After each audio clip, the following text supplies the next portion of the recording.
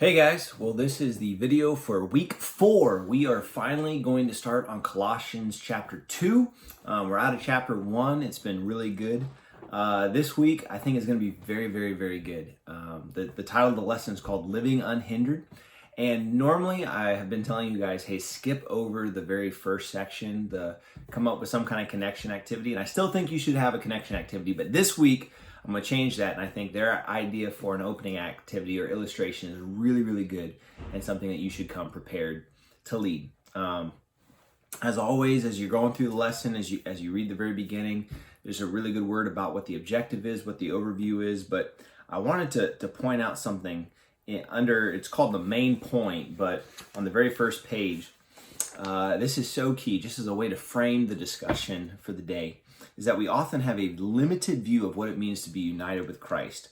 We're too timid to share the gospel. We look for satisfaction and fulfillment in so many different places. We find our security and peace in our stuff, and we're scared to take risks for the kingdom. All the while, though, saying Christ lives in us. And so I think even if you were to read that verbatim, I think it just expresses the struggle of the Christian life as far as, man, I say I believe in Jesus. I believe that Jesus is in me, but what does that do? I still feel like I struggle with depression, or I feel like I still struggle with, wanting the stuff that my friends have, or I still struggle with wanting to obey and submit to authority. I struggle with doubts. I struggle with these things. But if Christ lives in me, what does that even mean? And so that's what this lesson is all about. The main idea for this week is that the fullness of Christ, everything that was inside of Jesus, we have access to that. And I think that's important to say it that way. We have access to the same power because that same power does live inside of us. We're told in the scriptures that because we've accepted Jesus, that the Holy Spirit dwells inside of us, and that Spirit is the same Spirit that rose Christ from the dead. So we have access to that kind of power, but many times we choose not to use that. Instead, we choose to find fullness or completion in other things that ultimately end up leaving us unfull.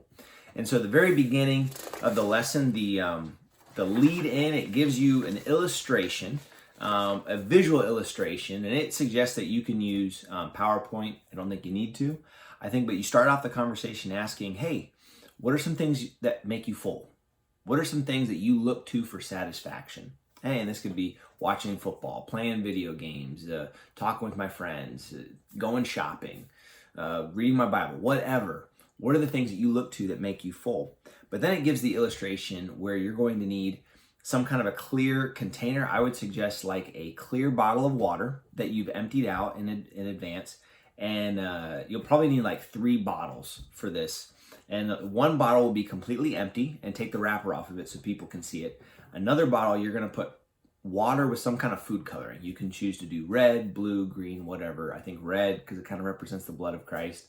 But red food coloring, color that bottle completely, a normal 16.9 ounce bottle. And then you need another bottle that's halfway filled up with some kind of oil. Your choice of oil. Probably not coconut oil because it's expensive and it kind of hardens. But, vegetable oil, canola oil. I go, just cheap oil. But bring these in, and you also need some kind of a pan because the illustration calls for overflow, to put the point. But what you're going to do is you're going to explain to the students that a lot of times we fill our lives with things that are not necessarily helpful. They don't leave us feeling full, but they're in our lives and they're taking up space. And with that, as you're explaining that, you're going to pour that oil into the empty bottle inside of that container. Okay? And the container's just there so that we don't spill anything onto the table. So that oil takes up seemingly a lot of our life. But we then go, okay, but I know Jesus is important, so I kind of treat Jesus as an add-on, and I begin pouring some of that colored water into that bottle. Now, y'all know what happens when you mix oil with water. They don't mix. The oil just naturally rises to the top, and seemingly it takes precedent. But what it's going to do is it's going to show you by the time that you fill that cup all the way to the brim, all the way to the full, are you full of Christ? Well, I'm not really full of Christ. Well, are you full of the world? No, I'm not really full of the world. I don't feel full at all. Even though my life is full, I don't feel full. And so the only way that we can truly feel full is not going to be if we add more of the world. That's not going to make us full because the things of the world are empty. But if we continue to add Christ into our lives, we can let Christ be the one that fills us up. And as you say this, you're going to pour the rest of your water. And as you pour your water in, the oil is going to naturally overflow and come out. And that's what you're doing. You're going to pour the rest of that colored water into that bottle so that the oil completely runs out. It's no longer in the bottle. It's now in the pan. Dump the pan outside when you're done. But just to explain, like when Christ is what makes us full, then our lives are complete. We can't be full of the things of the world. And we're going to come back to that later on in the lesson. But I think it's a good visual illustration to kind of kick that off. And then you're going to jump into the Bible. And we're going to be in Colossians chapter 2, verses 8 through 15. You're going to be reading just a couple of verses as you go. And you're going to be explaining, hey, this is what it means to be full in Christ. This is what it looks like to have fullness of Christ. And so in verse 9, it talks about the fullness of the deity. In other words, like Jesus was 100% God, 100% man. That doesn't mean he's 200%. It's a mystery. It's a big theological term. This is what's called the incarnation, that he could be fully God, fully man. He could have complete access to the Godhead, complete access to the power of God, and yet he was also completely human, completely fragile, completely temporal in that sense. And so he had both. He had both accesses to both. The fullness of deity dwelt in him. And then it says in verse 10 that we've been given that fullness. And so what does it look like for us to take on that fullness?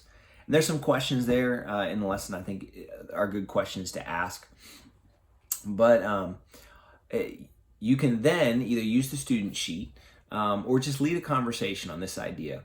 The things that keep us from being full of Christ, right? What is the oil that ends up in our life? What are the things that keep us, and personally, what are the things that keep me, not just us general, but like what are the things that keep me specifically from being full with Christ? And how does Christ replace those things? How does Christ come in and change those things?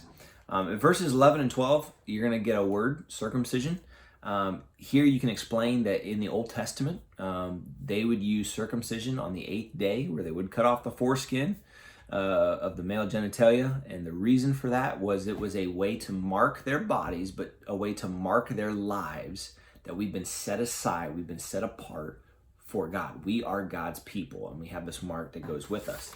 Well, now Paul uses that illustration. He's saying, look, now what is important is that your heart is circumcised. In other words, you need to set apart your heart. You need to set your heart aside and be completely full of God, because it's so easy to add in other things. And so I think this is one of the things that was really good. On the very top of the page, it says, this means that we don't need anything other than Christ for salvation. It means we share in his power, so we don't need anything else for the boldness and speaking truth. If the fullness of God dwells in us, then I don't need to be afraid of, am I going to say the right things? Because God's going to give me the words to say, because his fullness dwells inside of me. But I know there's still going to be questions on this, and that's why I think I think that the extra activity is important. It's helpful. It talks about what we're filled for, and the fact that by being filled with Christ, our desires get naturally quenched. By being filled with Christ, I don't now have a desire for the things of the world. I don't need to be filled on all that other junk, because Christ is completely sufficient for me. And by doing that, it eliminates and it casts out fear. And so I'd encourage you, read through the bonus round, potentially lead them in a discussion through that. And then finally, on the last word, enough, it suggests that you use a video.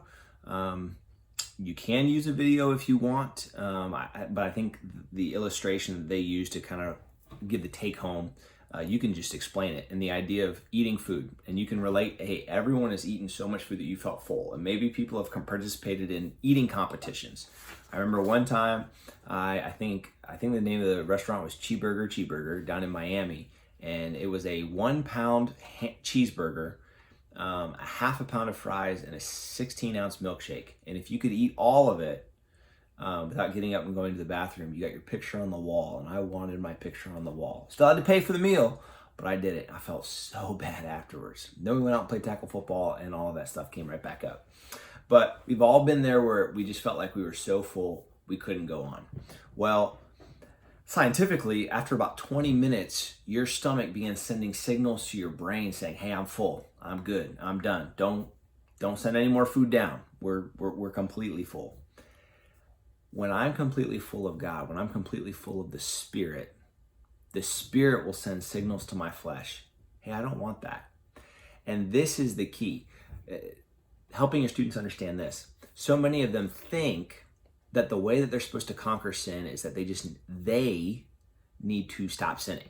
So they think, okay, even though I believe in Jesus, it's my job, it's my responsibility to get this sin out of my life. Well, that sin is like oil. The only way to get the oil out of the bottle is if you fill it with something completely different. Because if you pour that oil out, you still end up with some empty room in your bottle. And you and I both know, and Jesus even said this, he's like, look, if you cast out one demon, you don't replace it with anything. He goes and gets 7 more and they come back and invade the house.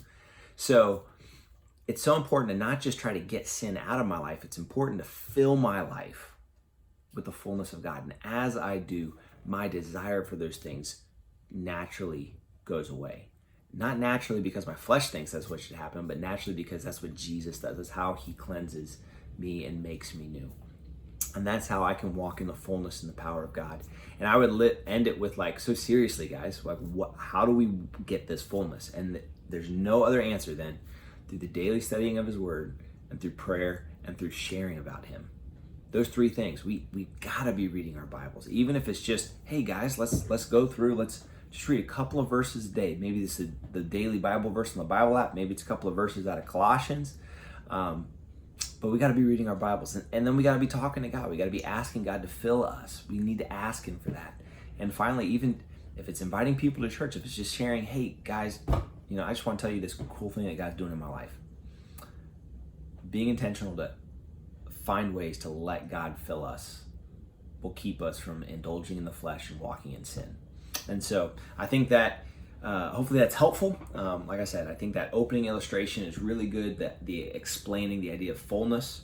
But to do that, just remember to bring 3 bottles, one completely full with colored water, one that's empty, and then one that's halfway full with some kind of oil, and a pan, something with a lip, so that as you're pouring in that extra water and the oil's running out, it's running into that pan. Don and Abel, just don't let the boys step in it, all right? I love you guys. As a reminder, right after service, we have a leaders gathering. I'm calling it a gathering. Yes, we're going to talk a little bit about how we're doing on Sunday mornings, how we're doing on Wednesday nights, but I want to have some fun. The kids get to have fun on a normal basis, so I want to be able to have fun with you guys. So we're going to have some games, we're going to have some food, your family's invited, and then I have one tool I want to share with you. Over the quarantine, God kind of gave me this idea for a discipleship tool to help us tangibly measure how are we making disciples. And so I want to completely share that tool with you, give you that tool, equip you with that tool, so that we can get better at tangibly making disciples. Not just talking about it, but doing it on a week in and week out basis. So love you guys, and I'll see you Sunday.